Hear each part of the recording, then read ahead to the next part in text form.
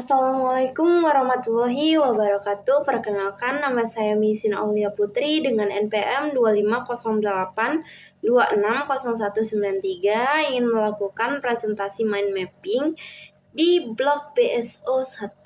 Itu ada basic organ system, kardiovaskular, respiratory, dan digestive system. Nah, ketiga sistem ini dia punya fungsi tubuh yang berbeda, tapi saling terhubung untuk menjaga homeostatis tubuh.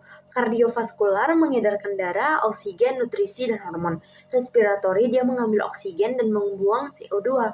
Nah, kalau digestif mencerna makanan dan menyerap nutrisi. Selanjutnya kita akan bahas satu persatu ya. Yang pertama itu ada cardiovascular system. Sistem kardiovaskular dia berfungsi mengedarkan darah ke seluruh tubuh. Darah membawa oksigen, nutrisi, hormon, dan membuang sisa metabolisme. Nah, yang pertama itu ada anatomi. Nah, organ utama itu ada jantung. Jantung itu berfungsi sebagai pompa untuk sirkulasi darah. Nah, pembuluh darah terdiri dari arteri, vena, dan kapiler. Arteri membawa darah ke jantung, ke jaringan. Vena membawa darah kembali ke jantung. Kalau kapiler, dia tempat pertukaran zat antara darah dan jaringan. Nah, alurnya sederhana nih guys. Jantung ke arteri, ke kapiler, dan ke vena, ke jantung. Nah, kalau histologi dia jantung tersusun dari kardia muscle. Ciri khasnya dia serabut bercabang dan ada intercalated disc untuk kontraksi terkoordinasi. Arteri punya dinding tebal dan elastis karena tekanan tinggi. Nah, vena dindingnya tipis dan lumennya besar. Kalau kapiler hanya satu darah, zat endotel agar pertukaran zatnya mudah. Nah, itu ada dua. Yang kedua itu ada fisiologi. Jantung dia tuh bekerja lewat cardiac cycle. Sistol dan diastol. Sistol kontraksi memompa darah keluar, kalau diastol dia relaksasi. Jantung terisi darah. Heart rate, jumlah denyut per menit. Cardiac output, darah yang dipompa per menit. Rumusnya itu dia cardiac output sama dengan heart rate kali stroke volume. Blood pressure, tekanan darah ke dinding arteri. Ada dua sirkulasi sistemik dari jantung ke tubuh, sirkulasi pulmonal dari jantung ke paru-paru untuk pertukaran gas. Nah, kalau regulation diatur sistem saraf otonom, simpatis, naikkan heart rate, kontraksi dan tekanan darah, aktif saat aktivitas atau stres. Nah, kalau parasimpatis ini dia berbeda. Via nervus vagus, turunkan heart rate, dominan saat istirahat. Nah, masuk ke klinikal. Gangguan umum, hipertensi, tekanan darah tinggi menetap, heart failure, jantung gagal memompa efektif, coronary artery disease, penyempitan pembuluh darah koroner, myocardial infarction, aliran ke otot jantung terhenti, kerusakan sel. Lanjut, yang kedua, itu ada respiratory system. Fungsinya dia untuk mengambil oksigen dan buang CO2. Oksigen untuk energi, sel CO2 hasil metabolisme yang harus dikeluarkan. Nah, anatominya itu dia dibagi menjadi dua. Upper respiratory tract, ke hidung, faring, laring. Lower respiratory tract, trakea, bronchus, bronchiolus, paru.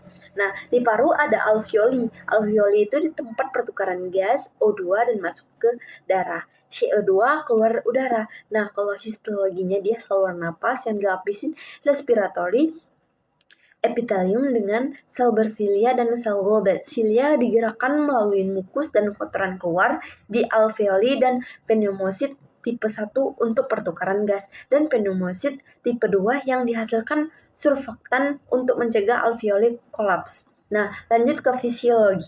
Proses ventilasi, keluar masuk ke udara, external respiration, pertukaran gas di alveoli dan darah, internal respiration, pertukaran gas di darah dan jaringan, transportasi O2 diangkut hemoglobin, CO2 diangkut sebagai bikarbonat terlarut dan karbaminohemoglobin. Nah, lanjut ke regulation. Pusat pernafasan di medula oblongata dan pons. Kemoreseptor deteksi kadar CO2, O2, dan pH darah. CO2 naik, ventilasi meningkat. CO2 turun, ventilasi turun. Ini menjaga keseimbangan gas dan pH. Klinikal. Kalau klinikal dia seperti ada gangguan asma, penyempitan, dan inflamasi, sesak napas meninggi. COPD, hambatan aliran udara kronis seperti bronkitis dan emfisema.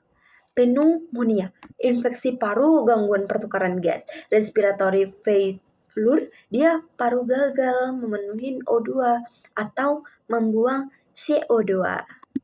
Nah, yang ketiga itu ada digestive system. Fungsinya itu dia menerima makanan, mencerna, menyerap nutrisi, dan membuang sisa. Nah, anatominya itu dia ada di saluran rongga mulut, esofagus, lambung, usus halus, duodenum, jejunum, ileum, usus besar, rektum, dan anus. Organ aksesori dia tuh ada liver, gallbladder, pankreas, liver yang dihasilkan empedu untuk dicerna lemak. Gallbladder disimpan dan dipekatkan ke empedu. Pankreas dihasilkan enzim untuk pencernaan dan bikarbonat untuk netralkan asam lambung di duodenum nih, guys. Nah, kalau si psikologinya tuh dia punya 5 fungsi. Ingestion, digestion, absorption, motility, defecation. Ingestion itu dia masukkan makanan, kalau digestion itu pecah makanan menjadi molekul sederhana. Kalau absorption dia serap nutrisi ke darah, limfe. Motility dia gerakan makanan. Kalau defecation dia keluarkan sisa. Kalau urutannya dia ingestion, digestion, absorption, motility, dan defecation. Nah, lanjut ya guys, ada metabolisme. Karbohidrat, glukosa, sumber energi. Protein ke asam amino bentuk protein tubuh. Nah, kalau lipid dia asam lemak. Energi atau cadangan nutrisi yang dihasilkan menyebabkan yang diedarkan sistem kardiovaskular ke seluruh tubuh. Nah, kalau klinikal itu gangguan GERD guys, asam lambungnya naik. Nah, ke esofagus, gastritis, peradangan lambung, peptic ulcer, luka di lambung atau duodenum, hepatitis, peradangan hati, diare, BAB yang sering encer. Nah, hubungan ketiga sistem ini dia saling terintegrasi guys. Nah, digestif mencerna makanan, nutrisi masuk ke darah. Kardiovaskular mengedarkan nutrisi tambah oksigen ke dalam sel. Nah, respiratory ambil O2 dan dibuang CO2 lewat darah. Hasil metabolisme ini, sel berupa CO2 yang dibawa ke darah untuk dikeluarkan. Nah, kalau kesimpulan dia tuh gini guys. Digestif sediakan nutrisi, kalau respiratory sediakan O2 dan buang CO2. Kardiovaskular penghubung yang mengedarkan semuanya. Bersama-sama mereka menjaga homeostatis dan fungsi sel. Nah, jadi basic organ system ini terdiri dari kardiovaskular, respirasi, dan pencernaan. Kardiovaskular dia untuk transportasi, respirasi untuk pertukaran gas, pencernaan untuk nutrisi. Ketiganya dia bekerja sama guys. Nah, dia menyediakan O2 dan nutrisi, membuang sistem metabolisme, dan menjaga homeostasis. Sekian penjelasan dari saya mengenai basic organ system kardiovaskular, respiratory, dan digestive system. Terima kasih atas perhatiannya. Wassalamualaikum warahmatullahi wabarakatuh.